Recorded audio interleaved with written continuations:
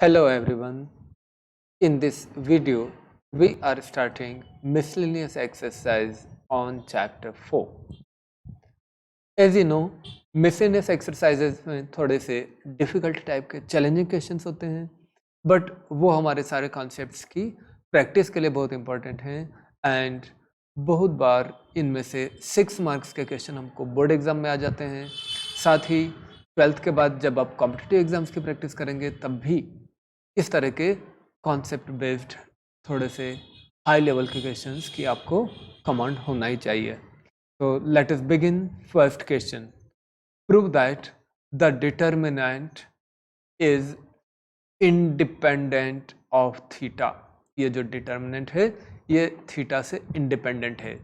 आपको पता है हर एक determinant का वैल्यू एक नंबर होता है, तो इस determinant की हमको न्यूमेरिकल वैल्यू निकालनी होगी और चेक करना होगा कि जो न्यूमेरिकल वैल्यू हमें मिलती है उसमें थीटा नहीं होता, तब ये प्रूव हो जाएगा कि this determinant is independent of theta. तो चलिए इफ डिटर्मिनेंट की वैल्यू फाइंड करते हैं। अब देखेंगे सारे एलिमेंट्स अलग अलग हैं, कोई भी ऑपरेशन लगा करके हम जीरोस तो बना नहीं सकते, और हर एक प्लेस पर एक सिंगल नंबर है आपके पास में, देयरफॉर हम डायरेक्टली एक्सपांड कर लेते हैं, expanding along R1।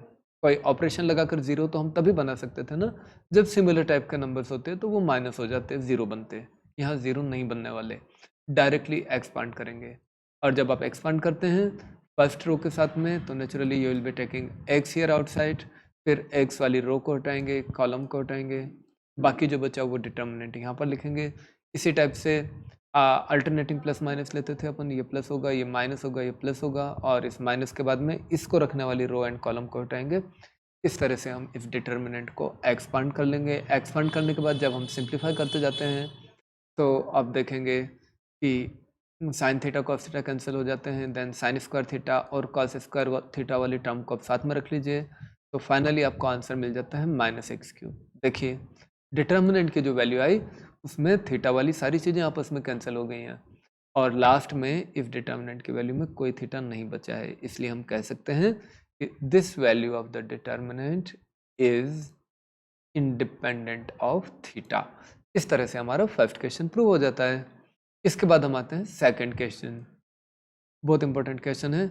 Without expanding the determinant prove that this determinant equals that.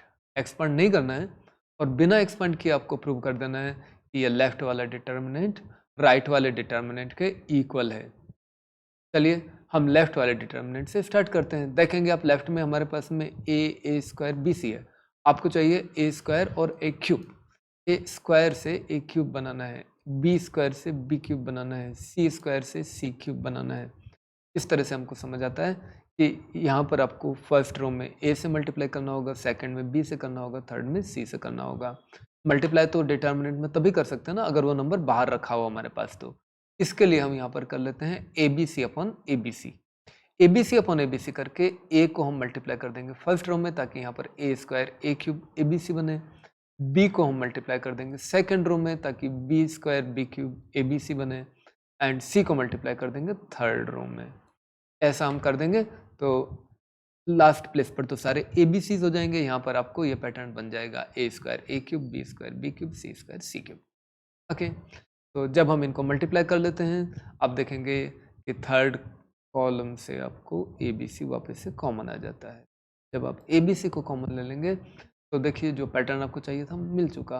111 squares cubes, 111 squares cube. Just order थोड़ा चेंज करना है। ऑर्डर चेंज करने के लिए आपको एक प्रॉपर्टी ऑफ डिटर्मिनेंट यूज कर लेंगे कि whenever we interchange any two rows और columns, value of the determinant changes by a negative sign only.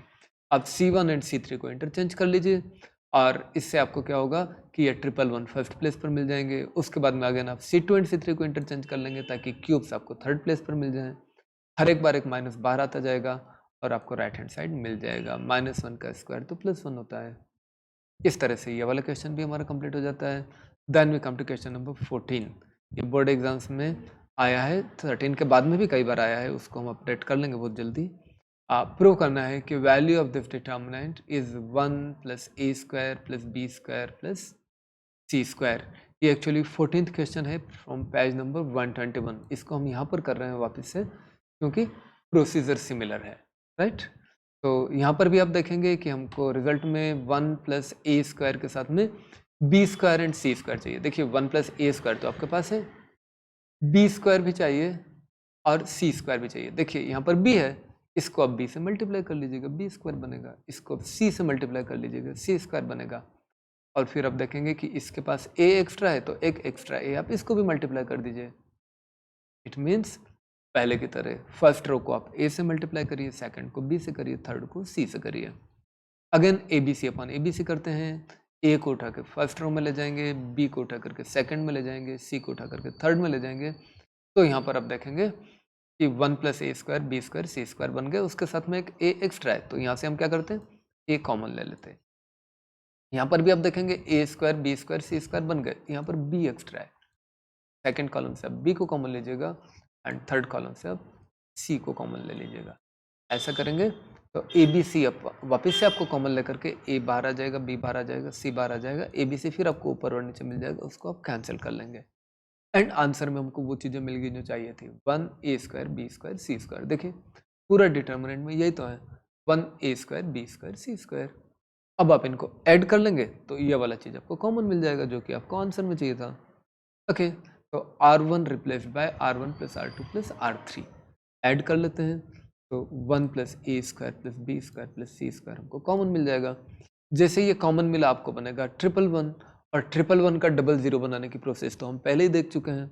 111 है तो आप देखिएगा कि तीनों कॉलम में से किसका पैटर्न अलग है, इसका पैटर्न अलग है। गुड, इसके हेल्प से इन दोनों को आप यहाँ पर 0 बनाएंगे, यानी C2 replace by C2 minus C1, C3 replace by C3 minus C1।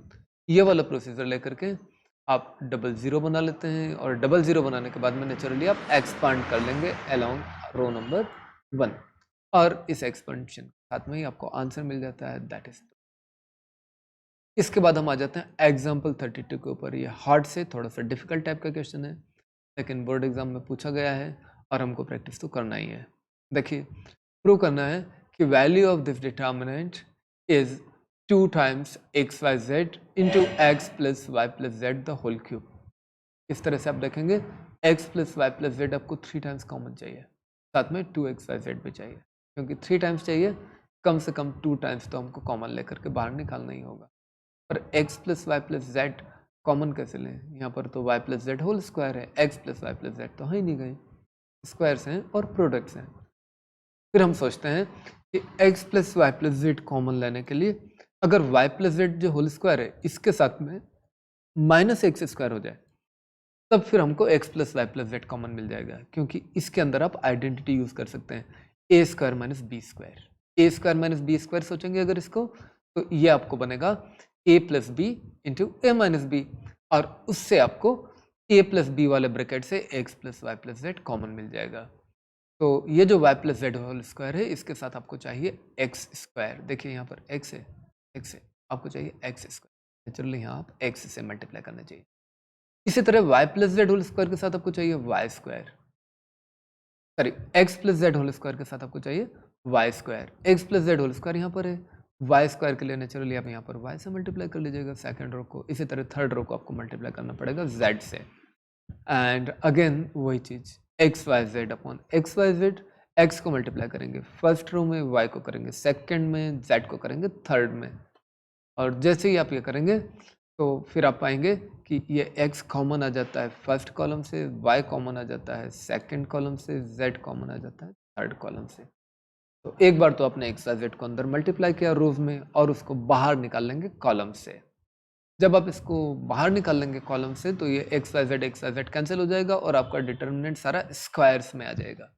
ये स्क्वायर्स वाला डिटर्मिनेंट से स्टार्ट करके भी क्वेश्चन को कई बार पूछते हैं, यानी कि show that this determinant equal to this answer पूछ सकते हैं, या तो शो दैट दिस ये वाला determinant again equal to this answer, दोनों पूछ सकते हैं। अगर ये पूछते हैं तो एक X Y Z upon X Y Z वाला स्टेप एक्स्ट्रा करना पड़ेगा, और अगर ये वाला पूछते हैं तो जस्ट हम इसके आगे बढ़ेंगे। इसको करना तो आसान है, देखिए स्क्वायर्स है ना, माइनस करना है, C1 replace by C1 minus C3 तो एक X plus Y plus Z बचेगा, और C2 को भी रिप्लेस कर लेते हैं C2 माइनस C3, एक और X plus Y plus Z बन जाएगा। C1 minus C3 and C2 minus C3 करेंगे तो आप देखेंगे कि यहाँ सर आप इसको फैक्टराइज कर लेंगे a square minus B square, A square minus B square, और यहाँ पर भी फैक्टराइज कर लेंगे a square minus B square. ऐसा करते हैं तो देखेंगे कि x plus Y plus Z आपको फर्स्ट कॉलम में कॉमन आ जाता है, x plus Y plus Z आपको सेकंड कॉलम में भी कॉमन आ जाता है। जैसे ही आप इनको कॉमन लेंगे तो 2 बार जीरोस तो आ गए और होल स्क्वायर तो आपको कॉमन मिल चुका। देखिए हमने सोचा था कि होल क्यूब है तो इसका होल स्क्वायर तो हमको कॉमन लेना चाहिए, होल स्क्वायर कॉमन मिल गया है तो एक स्टेप तो हमने फॉरवर्ड आ गए। इसके बाद आप देखेंगे कि सारी 3 टर्म्स हैं हर एक जगह पर, जहाँ भी नॉन जीरो एलिमेंट है यहाँ पर 3 टर्म्स हैं, यहाँ पर स्क्वायर्स हैं। इनको भी थोड़ा शार्ट करने का सोचें ताकि हमको एक्सपेंशन ईजी पड़े। शार्ट करने के लिए यहाँ से आपको एक क्लू मिल जाएगा, x plus y whole square के अंदर ये दोनों चीज आती है। X plus y whole square में एक्स स्क्वायर भी आता है, वाई स्क्वायर भी आता है। अगर x plus y whole square में से मैं इन दोनों को माइनस कर लूँ तो ये वाला प्लस छोटा हो जाएगा, एग्जैक्टली 3 टर्म्स की बजाय सिंगल टर्म आ जाएगी। और उसी तरह से अगर आप इन दोनों को माइनस कर रहे हैं तो इसके अंदर से भी ये वाला चीज़ माइनस होगा, इसके अंदर से भी ये वाला चीज़ माइनस होगा, सारी चीज़ें छोटी हो जाएंगी। तो ये होल स्क्वायर वाली चीज़ को देख करके आप ये ऑपरेशन बना लेंगे, R3 replace by R3 minus R1 minus R2। ये वाला x plus y whole square में से एक्स स्क्वायर भी कैंसिल करना है, वाई स्क्वायर भी कैंसिल करना है, यहाँ पर भी आपको चीज़ें छोटी हो जाएंगी। कर लीजिए। जब आप ऐसे करते हैं तो आप देखेंगे बहुत सारी चीज़ें कैंसिल हो जाती हैं और फिर आपको ये स्मॉल डिटर्मिनेंट बचता है। ये स्मॉल तो है ही, इसके अंदर भी आप देख रहे होंगे कि एक 2 कॉमन आ सकता है, तो आप रो नंबर 3 के अंदर से 2 कॉमन निकाल लीजिएगा, ये वाला चीज़ मिला। और ये वाला चीज़ मिलने के बाद में आप देखेंगे 2 ज़ीरोज़ हमारे पास हैं और सिग्निफिकेंटली स्मॉल तो हो ही चुका है। बाकी और भी शार्ट कर सकते हैं लेकिन उसमें काफ़ी सारे स्टेप्स लगेगी, उनको विजुलाइज करना भी मुश्किल है। हमारे लिए इतना मॉडरेट सिंप्लीफिकेशन सफिशिएंट है। इसके बाद हम क्या कर सकते हैं, एक्सपांड कर सकते हैं, या तो रो नंबर 1 के साथ करें या कॉलम नंबर 1 के साथ। मैंने इसको एक्सपांडिंग अलोंग रो नंबर 1 कर लिया है और ऐसे करेंगे तो नेचुरली प्लस माइनस प्लस ऐसा करके हम एक्सपांड कर पाएंगे। एक्सपांड करने के बाद जस्ट आप ब्रैकेट्स को मल्टीप्लाई करेंगे तो आपको आंसर आ जाता है। बुक वाली मेथड से ये मेथड थोड़ा सा अलग है। आप देखेंगे कि ये वाली मेथड आपको काफ़ी इजी पड़ेगी बुक के मेथड से, क्योंकि बुक के मेथड में वो इवन फ्रैक्शनल वैल्यूज़ लिया है उन्होंने। डिटर्मिनेंट के अंदर थोड़ा सा मुश्किल होता है वो विजुलाइज करना। करेक्ट तो वो भी है, ये भी है। ये आपको इजी पड़ेगा इसलिए मैंने आपको बताया कि इस मेथड से कर लीजिए। Okay, then we go to question number 4. If ABC are real numbers and delta, which is actually this determinant, equals 0, then show that either A plus B plus C is 0 or A equal to B equal to C.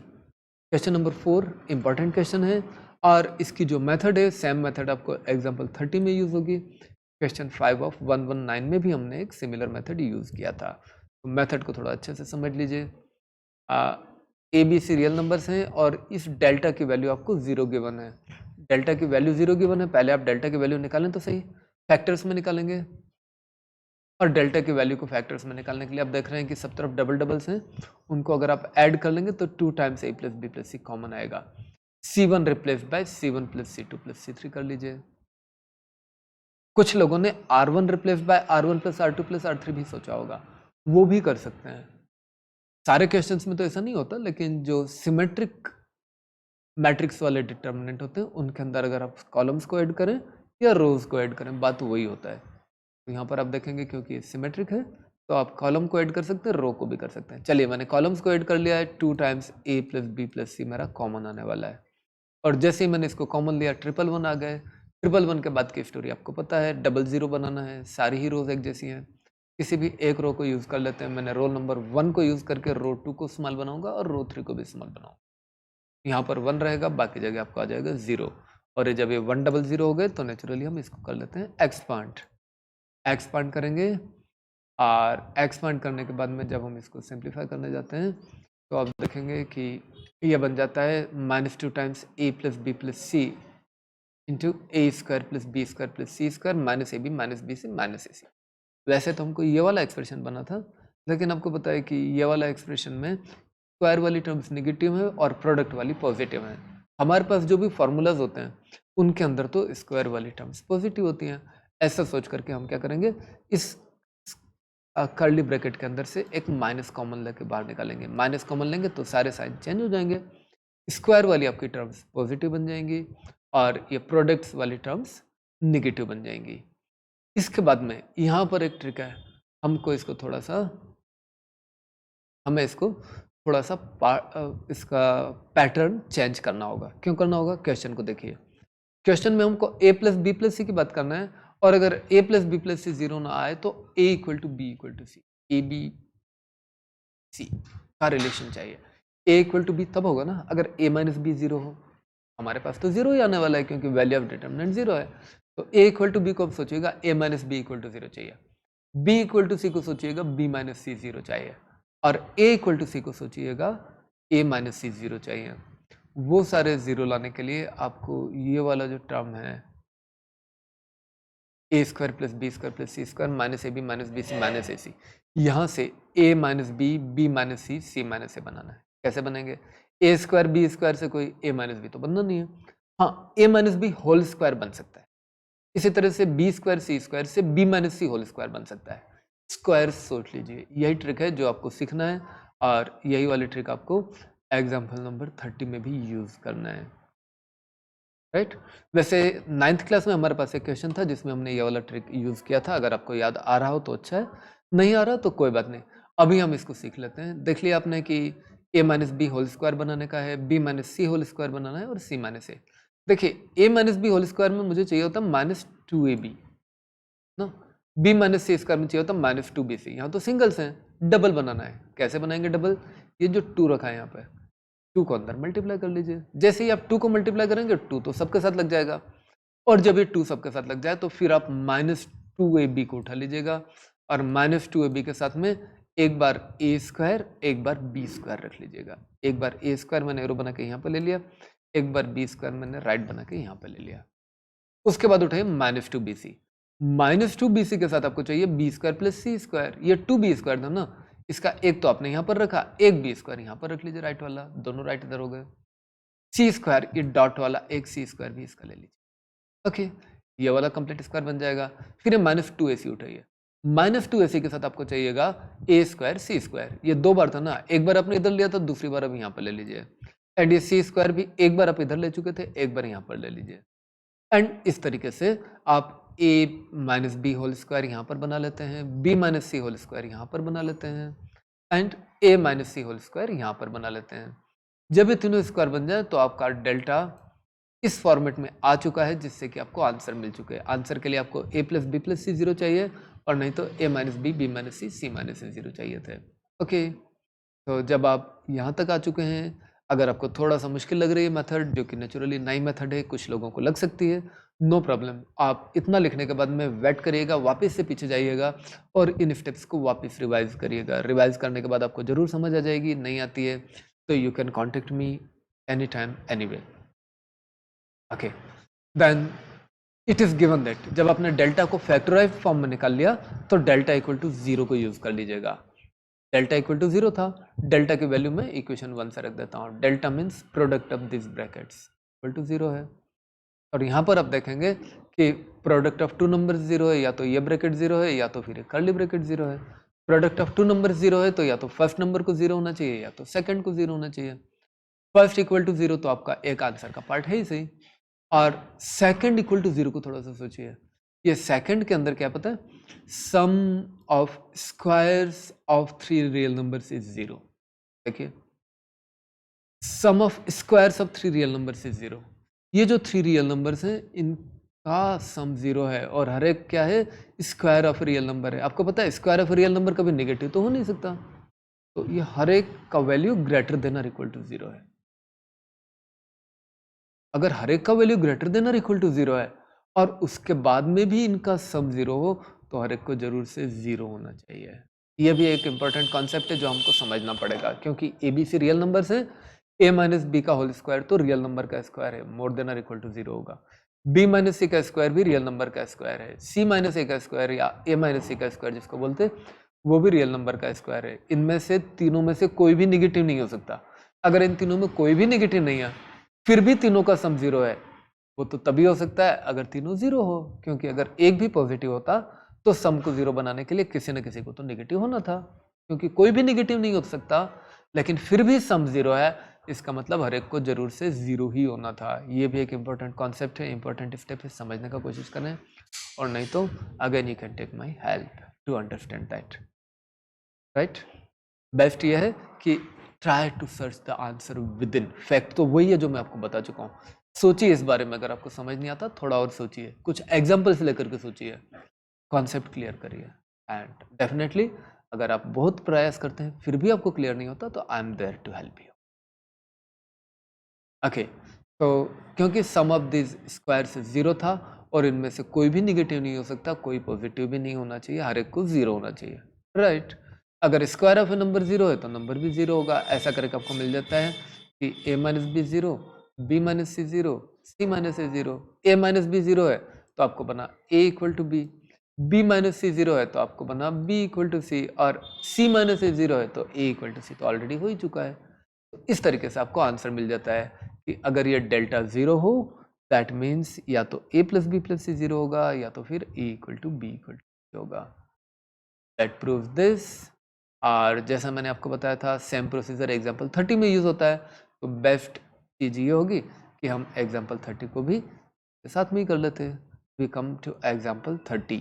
Book में आपको solution है, लेकिन आप इस sequence में इस procedure के साथ यहाँ पर करेंगे, प्रीवियस क्वेश्चन के साथ करेंगे तो इजी पड़ेगा, कॉन्फिडेंस भी आएगा आपको। ऑफन बच्चों को कॉन्फिडेंस नहीं आता मिसलेनियस एक्सरसाइज में, क्यों? क्योंकि हम उतना टाइम नहीं देते। प्लीज़ इसको सफिशिएंट टाइम दीजिए, प्रैक्टिस करिए, चीज़ों को समझने के बाद ही लिखिए। एक बार आप वीडियो से इसको समझ लीजिए, उसके बाद में वीडियो बंद करके आप क्वेश्चन को सॉल्व करना शुरू करिए। अधिकतर चीज़ें आप कर पाएंगे। अगर कहीं पर अटक जाते हैं, नहीं आगे बढ़ पा रहे, स्टक हो गए, तब आप वीडियो के अंदर जस्ट वो वाला स्टेप देख लीजिए जहाँ आपको मुश्किल था। फिर वीडियो बंद करके पूरा सोल्यूशन अगर आप अपने आप करेंगे, थोड़ा सा टाइम देंगे, पक्का आपको कॉन्फिडेंस आ जाएगा। ओके, एग्जाम्पल 30 कहते हैं if a B c are positive and unequal. A B c तीनों पॉजिटिव हैं और इक्वल भी नहीं है। Show that value of the determinant is negative if determinant की वैल्यू नेगेटिव होने वाली है। ओके, पिछले क्वेश्चन की तरह से आप इसको फैक्टराइज करने जाएंगे। ये सिंगल्स हैं A B c, b C a, C A b. पहले आपके पास में डबल्स थे। एनीवे डबल्स को ऐड करके भी आपको 111 बना था, और उसके बाद में आप ये फैक्टर ला पाए थे। सिंगल्स के साथ भी ऐसे ही होता है। प्लीज़ आप इनको ऐड कर लीजिए। C1 replace by C1 plus C2 plus C3 करेंगे, A प्लस बी प्लस सी बन जाएगा। कॉमन ले लीजिए फर्स्ट कॉलम के अंदर से A प्लस बी प्लस सी, 111 बनेगा। और जब 111 बना, 2 zeros बना लीजिए, R2 minus R1, R3 minus R1 करके, सेम स्टेप्स जो आपने पिछले डिटर्मिनेंट में किया था। और जब आप इसको एक्सपांड करेंगे वही वाला डिटर्मिनेंट बनेगा। देखिए a B c into products positive, squares negative. अब यहाँ पर आप क्या करेंगे, -2 अपन -2 करें। क्यों? क्योंकि पिछले क्वेश्चन से आपको पता है कि ये ए square B square c square के साथ ए बी बी सी सी ए हों, तो ये प्रोडक्ट वाले ए बी बी सी सी ए मुझे -2 के साथ चाहिए होते हैं, और ये प्लस चाहिए होते हैं। -2 अपन -2 करके ये -2 जो न्यूमरेटर का है उसको मैं मल्टीप्लाई करूंगा इस ब्रैकेट में। जैसे ही आप -2 को मल्टीप्लाई करते हैं ये वाला स्टेप बन जाता है, और ये वाला स्टेप तो सेम है जो आपको पहले बना था। ओके, देन यहाँ से फिर आप होल स्क्वायर इकट्ठा करेंगे। कैसे करेंगे? -2 बी सी को उठा लीजिए, -2 बी सी को उठा के उसके साथ एक ए स्क्वायर एक बी स्क्वायर रखेंगे। -2 बी सी को उठा लीजिए, उसके साथ एक बी स्क्वायर सी स्क्वायर रखेंगे। फिर -2 ए सी को उठा लीजिए, उसके साथ एक ए स्क्वायर सी स्क्वायर रखेंगे। और अब देखेंगे हिसाब पूरा हो गया। ए स्क्वायर भी आपको 2 बार आ चुका है, बी स्क्वायर 2 बार आ चुका है, एंड सी स्क्वायर भी। मतलब दोनों स्टेप इक्वल हो गई। जब इक्वल हो गई यहाँ पर आप इनको होल स्क्वायर्स बना लेते हैं। तो डेल्टा के वैल्यू के अंदर आपको प्रोडक्ट ऑफ 3 नंबर्स बना, -1/2 a plus B plus C and this. अब माइनस को अगर फॉर ए मोमेंट में छोड़ दूँ, सबको पता है 1/2 तक पॉजिटिव क्वांटिटी होता है। ओके, 1/2 पॉजिटिव क्वांटिटी होता है। फिर क्वेश्चन में उन्होंने बोला ए बी सी पॉजिटिव है, क्योंकि ए बी सी तीनों ही पॉजिटिव हैं। 3 पॉजिटिव नंबर्स को प्लस करके तो मुझे पॉजिटिव आएगा, यानी कि ये वाला चीज़ आपका पहला वाला ब्रैकेट पॉजिटिव, दूसरे वाला ब्रैकेट भी पॉजिटिव। तीसरे वाले को सोचिए, ए बी सी अनइक्वल है। अगर ए बी सी अनइक्वल है मतलब ए और बी भी अनइक्वल है, ए बी अनइक्वल है तो ए माइनस बी 0 तो होना नहीं है, बी माइनस सी भी 0 नहीं होना है, ए माइनस सी भी 0 नहीं होना है, क्योंकि तीनों अनइक्वल है। इसका मतलब है कि ये तीनों नॉन जीरो हैं। अगर ये तीनों नॉन जीरो रियल नंबर्स हैं तो इनके स्क्वायर्स तो जरूर से पॉजिटिव हो जाएंगे। क्योंकि नॉन जीरो हैं इनका स्क्वायर्स पॉजिटिव होंगे, और क्योंकि तीनों स्क्वायर्स पॉजिटिव होंगे तीनों को प्लस करके भी क्या मिलेगा, पॉजिटिव। इस तरह से मेरा ये तीसरा ब्रैकेट भी पॉजिटिव है। 1/2 positive, a plus B plus c positive, या कर्ली ब्रैकेट भी पॉजिटिव। अगर ये तीनों चीज़ें पॉजिटिव हों, पॉजिटिव का मल्टीप्लिकेशन तो पॉजिटिव आएगा, और सारे पॉजिटिव आगे अगर एक निगेटिव लगा है आपका, इट मीन्स डेल्टा की वैल्यू निगेटिव होने वाली है। अगर आपको थोड़ा कूल माइंड से सोचना पड़ेगा, और नेचुरली जब आप सोचेंगे तो आपको थोड़ा इंटरेस्टिंग भी लगेगा, कॉन्फिडेंस भी आएगा, एंड मैथमेटिक्स के अंदर आप एंजॉयमेंट भी फील कर पाएंगे। यस, देखिए -1/2 दिस ब्रैकेट था। स्टेप बाय स्टेप चेक करते हैं। 1/2 पक्का पॉजिटिव है, a plus B plus c positive है अकॉर्डिंग टू गिवन कंडीशन, और ये कर्ली ब्रैकेट भी पूरा पॉजिटिव है according to another. Positive into positive करके पॉजिटिव हुआ, सारा पॉजिटिव का एक रिजल्ट पॉजिटिव आया, पर उसके सामने एक निगेटिव लगा है, तो हम क्या बोलते हैं, डेल्टा निगेटिव है। सिंपल, समझना इजी है, जस्ट एक कूल माइंड लेकर के फुल कंसंट्रेशन के साथ आपको बैठना पड़ेगा, हर एक स्टेप को सोचना पड़ेगा, फील करना पड़ेगा, उसमें टाइम देना। Good, you will start feeling confident please. तो थोड़ा टाइम इन्वेस्ट करिए, इट इज वर्थ डूइंग। अब हम आ जाते हैं क्वेश्चन नंबर 5 पर। अगर इस टाइप के क्वेश्चंस बार बार बोर्ड एग्जाम में आ रहे हैं, solve the equation. Determinant equation है प्लीज, आपको पता है ना डिटर्मिनेंट का वैल्यू एक रियल नंबर होता है, तो लेफ्ट हैंड साइड में एक रियल नंबर है, उस रियल नंबर के अंदर आपके पास x भी है, तो x को कंटेन करने वाला एक रियल नंबर है, मतलब एक इक्वेशन है, इक्वल टू 0 लिखा, सॉल्व करना है। प्लीज याद रखिएगा, जब भी इक्वेशन को सॉल्व करना होता है हमको LHS RHS दोनों साथ में लेकर के चलना पड़ता है। सॉल्विंग इक्वेशन का मतलब होता है finding the value of the variable. LHS RHS दोनों को साथ में लेकर के आगे चलते जाइएगा, और जब आप डिटर्मिनेंट को रिमूव कर लेंगे, x की वैल्यू फाइंड करना आपका मकसद है, आपका गोल है, तभी आपकी इक्वेशन सॉल्व होने वाली है ना। अभी तक के क्वेश्चन अलग थे प्लीज। अभी तक पहले आपको क्वेश्चंस आते थे प्रूव दैट, मैं आपको थोड़ा पीछे ले जाकर के बताऊं किस तरह के क्वेश्चंस थे। प्रूव दैट, शो दैट, अगर प्रूव दैट या शो दैट होता है ना, तो आप LHS लेकर के RHS लाते हैं, एक साइड से स्टार्ट करके दूसरी साइड के इक्वल उसको शो करते हैं, और उससे आपको प्रूव हो जाता है। इक्वेशन अलग होता है प्लीज, तो ये वाली चीज आपके माइंड में बहुत क्लियर हो जाना चाहिए कि प्रूव दैट वाले क्वेश्चन अलग है, सॉल्व वाले क्वेश्चन अलग। सॉल्व मतलब दोनों साइड को साथ में लेकर के ही चलना है, प्रूव नहीं करना, साथ में लेकर के चलना है, और x की वैल्यू निकालना है, जो वेरिएबल है उसकी वैल्यू जब मिल जाएगी तब आपकी इक्वेशन सॉल्व होगी प्लीज। ओके, क्या कर सकते थे, XXX है आपके पास में हर जगह, हर एक रो के हिसाब से या हर एक कॉलम के हिसाब से भी, क्योंकि सिमेट्रिक है, तो मैंने अप्लाई कर लिया C1 plus C2 plus C3। फायदा क्या हुआ, 3x प्लस ए मेरे को कॉमन मिल जाएगा। जब ये 3x प्लस ए कॉमन मिला तो आपको मिलेगा 111 तो मिला। 3 रोज है, तीनों में 1 है, और ये फर्स्ट वाली रो का पैटर्न बाकी दोनों से अलग है, तो क्या करूंगा, फर्स्ट वाली रो की मदद लेकर के बाकी की दोनों रोज में जीरोस बनाऊंगा। R2 replace by R2 minus R1, R3 replace by R3 minus R1, और याद रखिए इक्वेशन थी दोनों साइड साथ लेकर चलना है। 3x प्लस ए आपका कॉमन आ गया, this determinant equal to 0।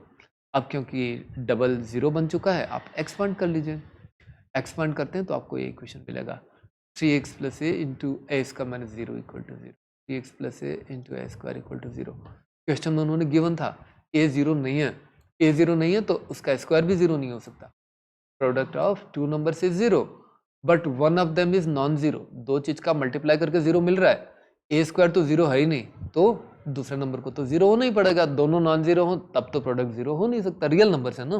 Okay, तो यहाँ से क्योंकि ए स्क्वायर 0 नहीं था, हम कंक्लूड करते हैं 3x plus a equal to 0।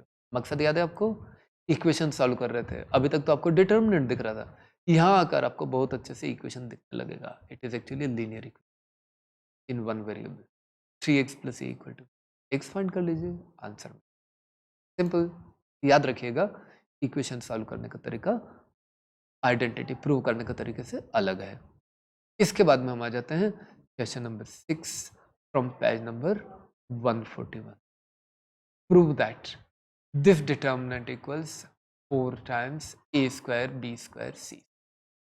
देखिए a square b square c square चाहिए, अब देखेंगे a तो यहाँ पे कॉमन है, b भी कॉमन है, c भी कॉमन है, क्या करेंगे, C1 के अंदर से हम A कॉमन लेते हैं, B कॉमन लेते हैं, C2 के अंदर से और C3 के अंदर से हम कॉमन लेते हैं C। कॉमन लेंगे तो ABC बाहर मिला और ये चीज बना। ओके, इसके बाद में फिर हम वापस से आगे चलते हैं और इसके बाद में हम अप्लाई कर लेंगे C1 replace by C1 plus C2 plus C3। क्या होगा? A C A plus C, A B B A, B B C C, यानी एक 2 कॉमन आ जाएगा। देखिए आंसर में तो आपको 4 भी चाहिए ना, ए बी सी मिला, जितना भी कॉमन आता है निकालना है। ब्रैकेट्स तो यहाँ पर है नहीं, बट ये लेटर्स एंड नंबर्स जितना ज़्यादा कॉमन है हमको लेके चलना है। ओके, 2 ए बी सी हमको मिल गया। 2 कॉमन लेने के बाद A plus C C, A plus C, A plus B B, A B plus C, B plus C and C. अब इसके बाद में हमको माइनस करना है। माइनस हम कैसे करते थे? 3 कॉलम्स आपको दिख रहे हैं, फर्स्ट सेकंड थर्ड, और इसका पैटर्न डिफरेंट है। फर्स्ट कॉलम का पैटर्न डिफरेंट है, तो आप क्या करेंगे? फर्स्ट कॉलम को माइनस करिएंगे बाकी के दोनों कॉलम्स में से। C2 replace by C2 minus C1, C3 replace by C3 minus C1। ये दोनों ऑपरेशन जब हम लेंगे तो आप देखेंगे कि यहाँ पर भी 0 आ चुका है, यहाँ पर भी 0 आ चुका है, यहाँ पर A प्लस सी है। देखिए माइनस ए के साथ है ना, यहाँ पर भी माइनस ए के साथ है ना। तो अब क्या करेंगे? इनकी हेल्प से हम फर्स्ट कॉलम को भी शॉर्ट करेंगे और ये ए बी दोनों ही आ जाए तो बहुत ही अच्छा। C1 replace by C1 plus C2 plus C3, दोनों कॉलम्स जिनको हमने शॉर्ट किया था, अब उनकी हेल्प से फर्स्ट कॉलम को शॉर्ट कर लिया। सारे सिंगल्स हो गए, बहुत सारे जीरोस भी हैं आपके पास। गुड, कॉमन ले लीजिए। क्या कॉमन आता है? माइनस ए कॉमन है, माइनस बी कॉमन है, माइनस ए माइनस बी कॉमन ले लिया और एक सी यहाँ से कॉमन ले लिया। राइट, सारे वंस हो गए, जीरोस हो गए। अब आप एक्सपांड कर लीजिए। कुछ स्टूडेंट शायद यहाँ पर एक्सपांड करने की सोच रहे हो, यहाँ पर भी एक्सपांड कर सकते थे, नो प्रॉब्लम। अगर आप यहाँ पर एक्सपांड करते हैं कुछ जीरोस के साथ, यहाँ पर एक्सपांड कर सकते हैं। नहीं तो ये ए बी सी कॉमन लेकर के फिर एक्सपांड कर सकते हैं। दोनों से कुछ फर्क नहीं पड़ेगा, आंसर वही आएगा उतना ही एफर्ट करके, क्योंकि हम ब्रैकेट नहीं थे, सिंगल लेटर थे। ऑलराइट, एक्सपांड कर लेते हैं और आंसर हमको मिल जाता है। तो इस तरीके से हम ये वाला क्वेश्चन भी कर लेते हैं। इस पार्ट ऑफ वीडियो में हम इतना ही रखते हैं, बाकी के क्वेश्चन हम next part of the video में देखेंगे। और जैसा कि मैंने आपको बताया मिसलेनियस एक्सरसाइज है, थोड़ा सा चैलेंजिंग टाइप का है प्लीज़, तो थोड़ा ध्यान से क्वेश्चंस को करें, पेशेंस के साथ करें, अपना फुल कंसंट्रेशन दे करके करें, इंडिपेंडेंट थिंकिंग अपना साथ में रखें। और फिर भी कोई डाउट आता है तो you can just message me, inform me and I will be helping. Thank you.